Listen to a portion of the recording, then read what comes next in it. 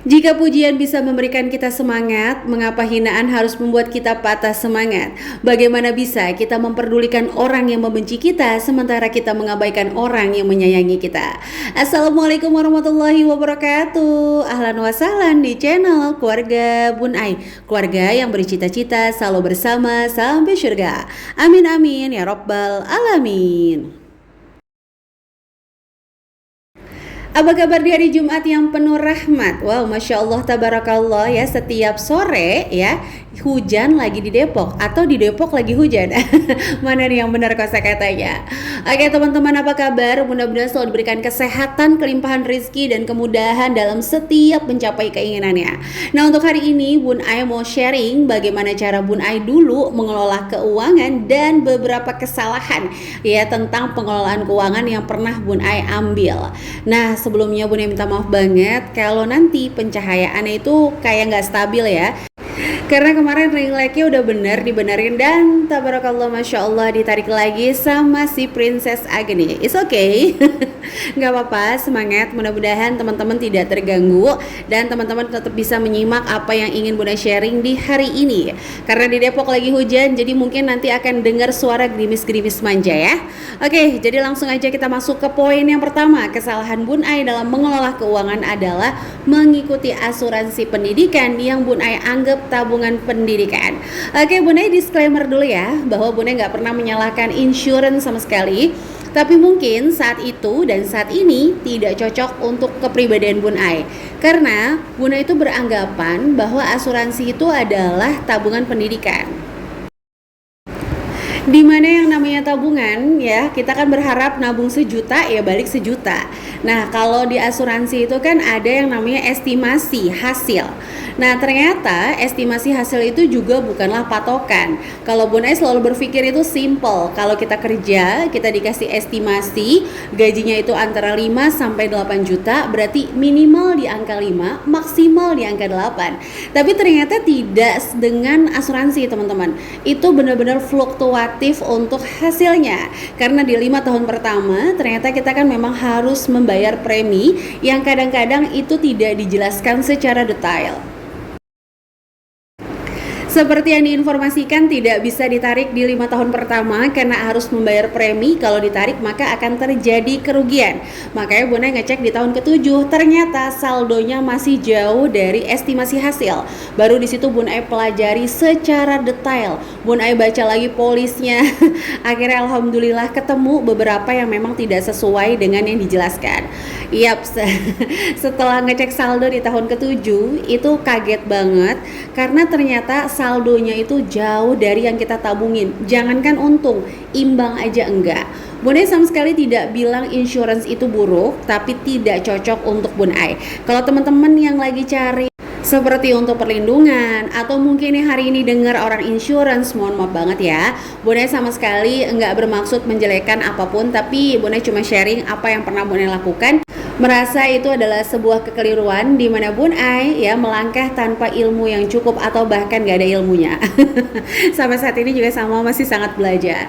Nah, jadi waktu insurance-nya itu kita cek saldo, asuransinya kita cek saldo, itu baru Bun Ai sadar, wow, ternyata Bun Ai itu baru sadar baik yang tertanggung, yang dijaminkan, resiko, hal-hal yang tadinya Bun Ai pikir ya udah lah ya kayak nabung biasa aja, tanda tangan ya udah selesai. Nah, baru deh setelah itu Bun Ai pelajari, akhirnya alhamdulillah asuransi yang tadinya nyaris cair dengan buntung alias nggak untung ya kembali full, meskipun nggak ada untung sama sekali tapi minimal imbang ya teman-teman. Itu dengan perjuangan yang Masya Allah tabarakallah ya. tarik ulur. Jadi saran dari Bun Ai, kalau teman-teman emang mau memilih instrumen asuransi ya silahkan disesuaikan dengan kondisi dan kebutuhan masing-masing. Oke, jadi langsung aja kita masuk ke poin yang kedua, adalah menyukai cash atau jumlah tabungan dibanding emas. Jadi Bun Ai tuh ngerasa kalau zaman dulu nih punya uang banyak di tabungan, ada saldonya banyak, itu ngerasa kayak safety, ngerasa kayak nyaman. Ternyata itu membuat Bun Ai seolah-olah nih ya, bukan kenyataannya, merasa kaya raya. Sehingga Bun Ai tuh kayak ketakutan kalau tabungannya itu berkurang. Kayak kalau mau muterin uang buat modal aja tuh kayak ketakutan bener-bener. Akhirnya Bunda sadar ya, belajar dari asuransi itu tuh kayak belajar bener-bener apa sih sebenarnya yang cocok untuk kepribadian saya. Bagaimana sih cara saya tuh mengatur uang dengan income yang mungkin saat ini terlihat pas-pasan tapi saya tetap bisa meraih tujuan finansial. Itu bener-bener belajar teman-teman. Dan ya dari asuransi tersebut tidak selamanya jelek, itu ada kebaikan di sana. Kenapa? Itu membuat Bun Ai kalau mau memutuskan sesuatu itu kayak mempelajari dulu. Sekadar sharing, Bunda pernah ya dulu kayak kena denda karena dianggap mencuri mohon maaf saluran listrik ya di daerah rumah Bun Ai. Nah itu akhirnya Bunda pelajari sehingga harusnya sekian juta itu nggak terjadi ya teman-teman. Nah itulah pentingnya kita mempelajari, mengerti gitu. Setidaknya nggak paham 100% tapi minimal kita tahu langkah yang kita ambil sehingga nggak ikut-ikutan.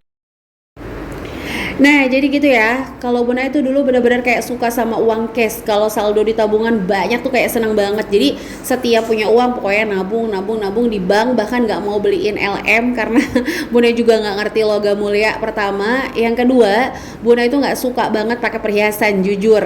Jadi kayak ngerasa buat apa dibeli, orang gak dipakai juga kan. Nah oke, sampai menit ini kita sapa-sapa dulu aja ya. Jangan nunggu kaya untuk sayang. Halo Surabaya dan juga Semarang. Kalau udah mantan ya dilupakan. Halo Palimanan dan juga Grobogan.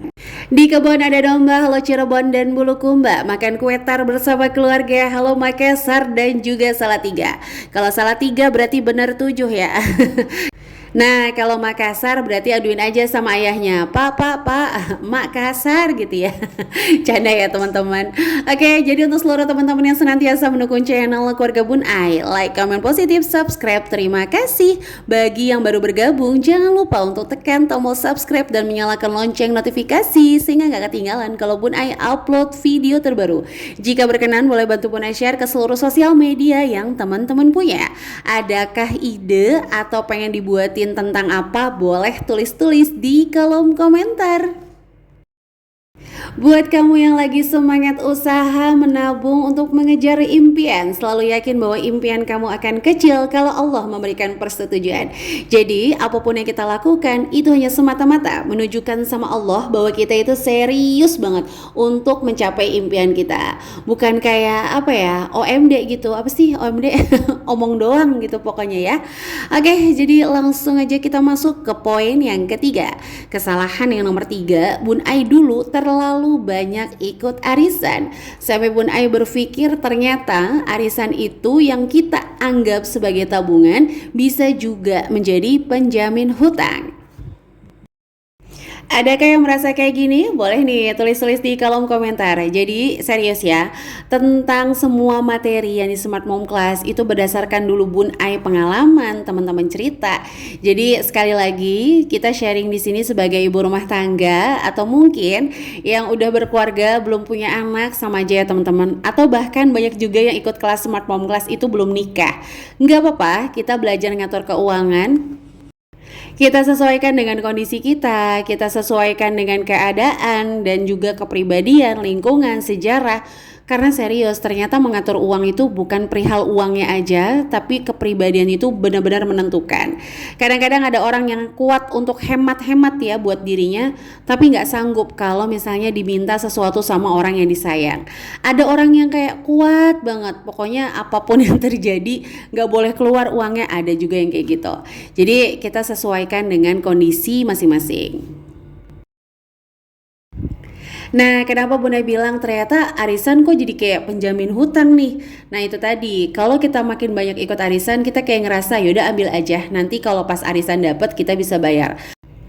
Atau malah arisan yang tadinya digadang-gadang sebagai tabungan itu malah kayak buat self reward, padahal bukan anggaran self reward ya teman-teman. Jadi pas dapat arisan tuh kayak oh kayak ini uang aku nih, pokoknya langsung aja beliin apa yang kita mau.